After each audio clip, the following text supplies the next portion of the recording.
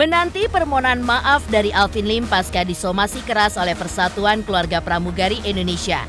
Rupanya ada sederet pihak yang muncul mengutas momen-momen mengejutkan. Jika pengusaha John LBF yang pernah berseteru dengan Alvin menghimbau Alvin Lim agar bersikap kesatria dan meminta maaf secara jantan, maka lain halnya dengan rekan Alvin Lim lainnya yang juga menjadi pengacara Agus Salim, di mana mereka pun menyarankan agar tidak melaporkan Alvin Lim. Sementara itu, alih-alih sibuk dengan kasus Agus Salim dan juga Novi, sejumlah pengacara Agus justru sibuk melaporkan sejumlah pihak ke polisi. Salah satunya Gary Julian yang dituding menggelapkan uang donasi Agus Salim. Dilaporkan ke pihak berwajib, benarkah Gary pun takut? Lantas, mengapa pihak Agus Salim lebih banyak mendulang heboh dengan melaporkan sejumlah pihak ke polisi? Apakah demi membela Agus atau justru demi pansos? Pemirsa, bersama Intens Investigasi, kami hadirkan kabar terkini, terpercaya, dan teraktual. Tetapi sebelumnya, jangan lupa untuk like, subscribe, dan juga share channel YouTube ini.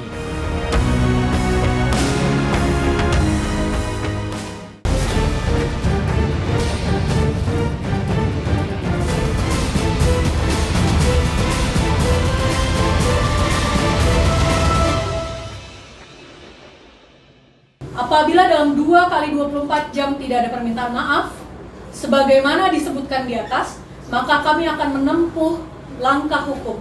Demikian kami sampaikan dari keluarga besar Pramugari Indonesia. Berikut somasi yang sudah kami kirim per hari ini. Ini somasi yang sudah kami kirim per hari ini, kami bacakan dibantu dengan rekan-rekan media dan sudah kami kirimkan melalui ekspedisi ke kantor Quotient LQ Law Firm Center. Kami harapkan 2 kali 24 jam ada etika baik dari pihak-pihak yang kami somasi. Di sini ada 2, yaitu pemilik akun Quotient TV dan yang kedua adalah Bapak Alvin Lim. Kita bisa berhubungan, bisa by phone mungkin, bisa email. Jadi kita lihat saja etikat baik saudara sendiri itu seperti apa. Jadi saya juga cukup prihatin dengan kesehatan beliau, namun kita semua sangat menunggu itikat baik beliau.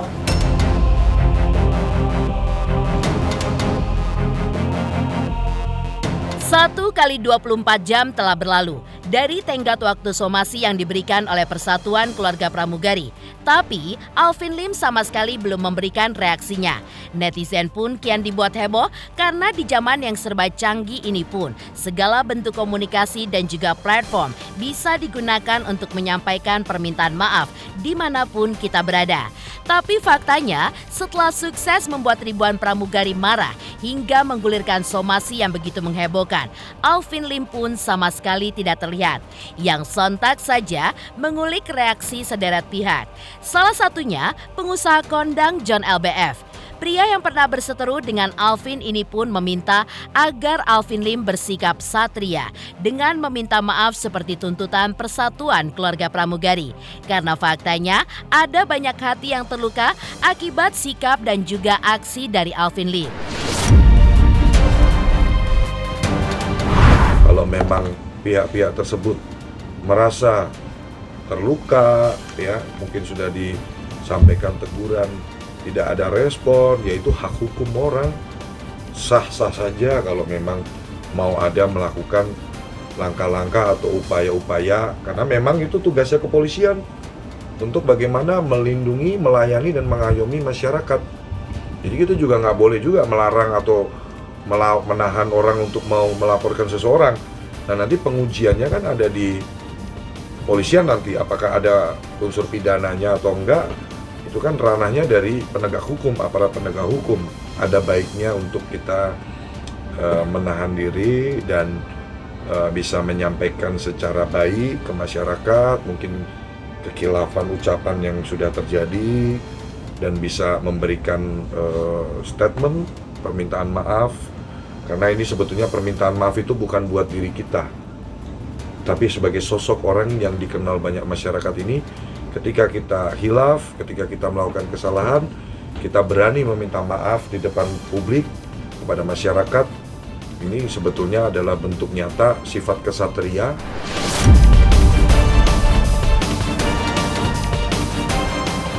Ya, mulutmu harimaumu.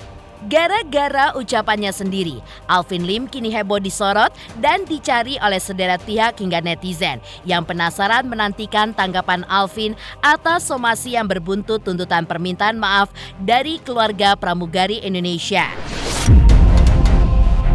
Saya turut prihatin juga, harusnya kita bisa sama-sama menghormati, ya kan, setiap profesi mulia yang ada di sekitar kita. Tapi ya saya kira Pak Alvin Lim adalah orang yang cukup bijak, ya. Mungkin nanti juga ketika ada keberatan ataupun teguran dari pihak-pihak yang merasa keberatan dengan statement beliau, ya saya sih menyarankan untuk menempuh opsi tabayun untuk bisa dibicarakan dulu. Dari awal itu saya sebetulnya tidak ada keberpihakan dari sisi Agus maupun Novi. Ya, dua-duanya ini orang baik. Saya bilang. Agus pun orang baik, Novi orang baik. Ya. Cuman kalau saya nilai dalam kejadian-kejadian yang terjadi sampai kita harus mengikuti drama ini sampai berlarut-larut seperti ini, ya saya kira perlu masing-masing pihak untuk bisa menarik nafas dalam-dalam, mengingat, melihat, dan merefleksi diri untuk bagaimana bisa menyelesaikan segala perkara ini. Coba dengan komunikasi dulu yang lebih baik lah, coba ketemu dulu gitu. Karena kalau jujur teman-teman, saya tuh bukannya nggak ngapa-ngapain, saya pun sudah beberapa kali kan menawarkan opsi-opsi supaya bisa pihak-pihak ini kondusif gitu kan. Sampai yang terakhir kan saya juga sampaikan ke Pak Farhad langsung terkait mau memberikan 1 unit apartemen kepada saudara Agus. Tapi kan tawaran-tawaran saya nggak pernah digubris, nggak pernah diterima, ya kan. Ya kita juga ada capeknya. 2 orang ini adalah orang baik yang insya Allah kalau akan lebih baik kalau bisa menemukan jalan keluar terbaik.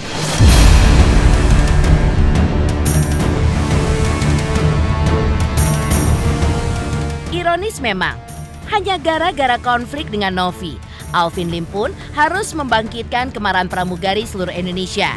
Begitu sukses membuat heboh, sosok Alvin Lim yang sebelumnya selalu lantang, kini justru tidak pernah muncul. Tak pelak, John LBF yang sempat berkonflik panas dengan Alvin turut memberikan saran agar Alvin Lim bersikap jantan untuk mempertanggungjawabkan perbuatannya. Ya udah, kalau kita berani melakukan itu kan kita juga harus berani bertanggung jawab atas segala dampak yang ditimbulkan baik maupun buruknya dari apa yang sudah kita lakukan. Ya kalau dibilang prihatin, nggak bisa juga saya bilang prihatin. Karena apa? Ya saya nggak tahu tendensi apa tujuannya Pak Alvin Lim melakukan itu apa, kan hanya Pak Alvin Lim yang tahu, ya kan? Ya sekali lagi saya cuma pengen sebagai masyarakat kalau bisa sudahilah. Kembali lagi kan yang menyebarkan Pak Alvin Lim. Saya kira Pak Alvin Lim juga sudah punya pertimbangan baik dan buruknya. Saya tidak mungkin mendukung, ya, tidak mungkin juga melarang. Sementara Alvin Lim tidak kunjung muncul untuk menanggapi somasi, pihak keluarga pramugari Indonesia dikabarkan kian serius menggodok langkah strategi hukum. Benarkah ada campur tangan Novi di balik semua ini? 3 juta subscriber, luar biasa sekali 3 juta. Ya pokoknya semakin sukses lah dan bisa menghadirkan sesuatu yang memang baik untuk diperlihatkan.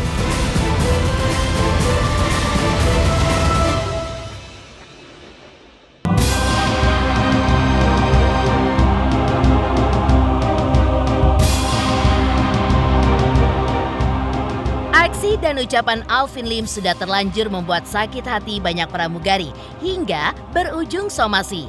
Heboh mendulang somasi, ironisnya Alvin Lim yang biasanya lantang kini tidak pernah muncul. Sebaliknya, jika Alvin Lim memilih sikap diam, pihak keluarga pramugari Indonesia konon justru sedang menggodok langkah dan strategi hukum untuk menghadapi Alvin Lim.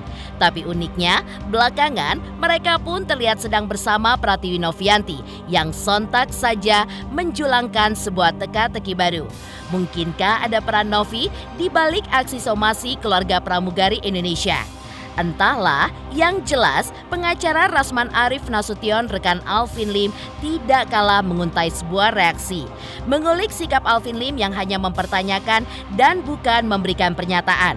Rasman pun meminta Persatuan Keluarga Pramugari Indonesia untuk tidak perlu tersinggung dan menyeret masalah ini sampai ke ranah hukum. Saya sangat ragukan ya dengan dibilang rumah bisa mewah, bisa punya Alphard, ya, dia punya Alphard katanya, dan dia bisa ngerawat ODGJ ini, saya sangat ragukan ya, karena banyak teman saya, yang banyak orang yang saya kenal ya, bahkan pramugari itu nyambi jadi ada beberapa tuh ya, yang saya tahu di situ teman-teman ya. Kalau dilihat, mungkin masyarakat Indonesia sudah tahu bahwa penghasilan pramugari itu lebih dari cukup. Ya, betul. Ya kan? Cukup mencukupi kehidupan sehari-hari, bahkan untuk melakukan kegiatan sosial pun itu bisa dilakukan dengan penghasilan kita. Disayangkan oknum tersebut adalah oknum Seorang pengacara, betul. Saya melihat video tersebut meminta bantuan kepada Mbak Adlina selaku seorang kuasa hukum. Kami sudah melakukan identifikasi. Tapi kami tidak akan share di sini karena nanti ada saatnya, pada saat kami buat LP itu akan kami share, karena kami tidak bisa melaporkan, kami tidak bisa men-share sekarang. Biarkan kami berdiskusi dulu dengan pihak penyidik. Ya begini, itulah dia opini publik yang digiring-giring untuk menjatuhkan rekan Alvin Lim.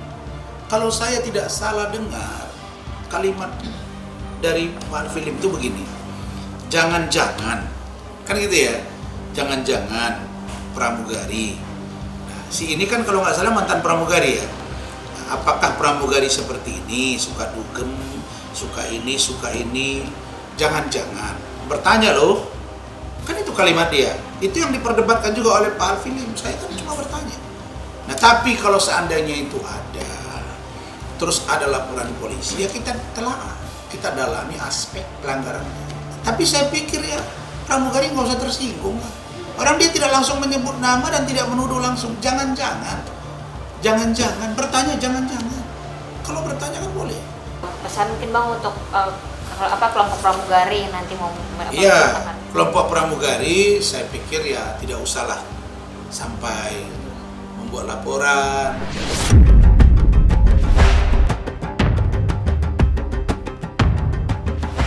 Tapi faktanya, kalimat Alvin Lim pun sudah terlanjur membuat tersinggung banyak orang dan melayangkan somasi keras terhadapnya. Bukan tanpa alasan, Alvin Lim mengaitkan pekerja seks komersial dengan profesi pramugari sebagai pekerjaan sambilan. Padahal ada banyak ribuan profesi pekerjaan di dunia ini dan banyak pramugari yang memiliki pekerjaan sampingan, mulai dari menjadi guru bahasa asing hingga menjadi guru ngaji. Saya tahu banyak rekan-rekan pramugari yang mempunyai kerjaan sampingan yang sangat mulia, salah satunya sebagai seorang guru ngaji. Saya dengan ini mengajak buat rekan-rekan untuk bersatu. Kita tahu pramugari sudah ada asosiasi pramugari. Kita tahu juga sudah ada serikat-serikat di maskapai. Mari kita bersatu baik dengan organisasi ataupun perorangan dari kita untuk menunjukkan kepada dunia, khususnya kepada oknum pengacara senior. Kalau seandainya dia tidak terima, ya silakan ngambil sikap. Ngambil sikap apa? Nggak tahu saya siapnya gimana. Mau laporin, silakan laporin. Ya kalau saya secara saya ini advokat. Ketika profesi saya disinggung, saya akan marah. Tuh, jadi kalau ada pramugari yang tersinggung, menurut saya wajar. Berarti kalau misalkan nantinya dilaporkan, nanti abang mendukung ya? Mendukung. Alvin Lim tak kunjung muncul. Padahal hari ini 27 Desember, Agus Salim bakal menghadiri jadwal pemeriksaan di Polda Metro Jaya. Sebagai pengacara, akankah Alvin Lim muncul untuk mendampingi Agus? Tapi mengapa pihak Agus Salim tidak fokus kepada permasalahan Agus, tapi justru lebih sibuk untuk menuntut sederet pihak?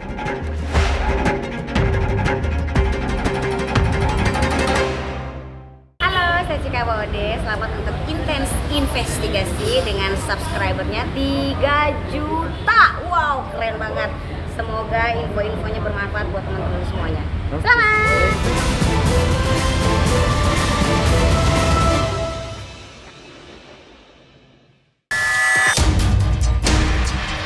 Api seteru yang berkobar antara Agus Salim, Alvin Lim, dan juga Novi hari ini menuai babak pembuktian yang siap memberikan sebuah kejutan. Bagaimana tidak, sementara Alvin Lim bak menghilang di telan bumi saat menghadapi somasi keluarga pramugari Indonesia.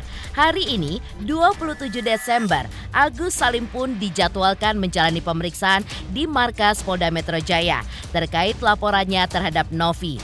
Dan akankah hari ini Alvin Lim muncul untuk mendampingi Agus sebagai pengacara? Teka-teki pun mencuat. Pasalnya, alih-alih sibuk dengan fokus masalah Agus, pihak pengacara Agus justru lebih banyak sibuk dengan masalah hukum lain.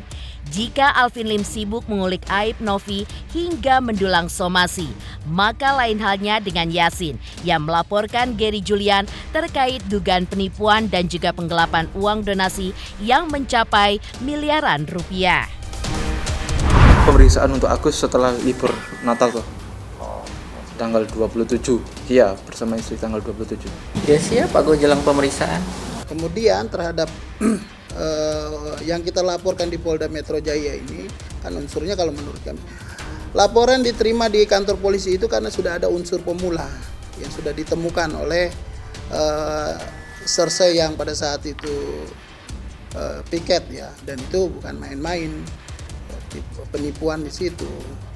Makanya karena ada bujuk rayu, terus kemudian dari si Gary katanya ini dititip. Kalau memang dititip, barang atau uang yang dititip itu ketika diminta harus dikembalikan. Ya harapannya Gary kamu insaf lah. Yang kamu sedang zolim ini orang yang buta. Kalau Agus ini buta bawaan, itu mungkin sebetulnya ngelihat seperti kita. Tapi kalau beliau ini dibutakan, otak akal pikiranmu harus bekerja sebagai manusia. Uang itu mungkin nggak berarti buat kamu, buat Agus sangat berarti, buat keluarga Agus sangat berarti. Dan uang itu bukan uang kamu. Selesaikan aja dulu mahasiswamu, baru nanti ngaku-ngaku pengacara. Kita tunggu nanti di Polda Metro ya, biar kamu tahu artinya mendekam di penjara. Sebagai warga negara yang baik ya kita harus siap gitu kan, ketika kita dilaporkan, digugat dan sebagainya, ya kita akan jadi salah kalau kita lari. Kalau dari aku sih siap mengklarifikasi aja, karena memang sedari awal kita tetap berpegang pada kronologi yang memang disampaikan dalam preskon tanggal 28 Oktober itu gitu. Kita nggak akan lari dari situ. Kenapa? Karena kita punya semua kronologi berserta petunjuk-petunjuk yang memang akan bisa sama-sama kita uji.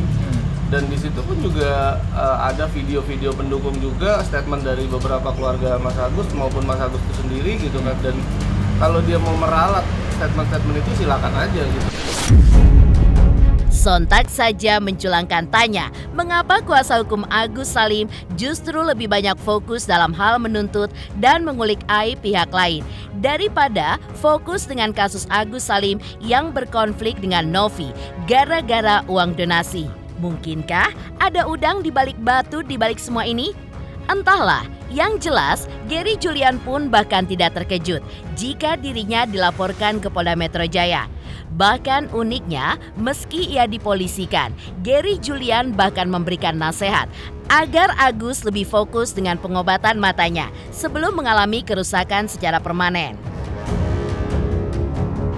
Ya kaget lah gitu, karena memang setelah perdamaian Bang Densu dengan Bang Farhad, kemudian menjadi sekarang polemik lagi, ya mereka otomatis kan tidak bisa mengulangi laporan-laporan yang sebelumnya yang dilayangkan ke TT. Ya, mungkin sekarang yang bisa dilayangkan ke aku, nggak ada masalah. Kalau aku sih siap menghadapi aja. Beban pembuktiannya itu ada di beliau sendiri. Kalau memang ucapan beliau itu adalah fakta, maka tunjukkan aja faktanya gitu. Berobatlah, jangan berbicara terlalu dramatisir, karena memang fakta-faktanya itu kita siap uji gitu kan, dan fokuslah perobatan. Kita juga udah dikasih lihat sama rekan-rekan media kan, kondisi matanya saat ini udah mulai rapat dan lain-lain. Nah itu akan jadi satu polemik baru lagi ketika dia datang ke rumah sakit dan udah nggak ada proses pengobatan lagi. Selanjutnya berarti udah nggak ada apa-apa lagi gitu, karena kita nggak bisa ke estetika.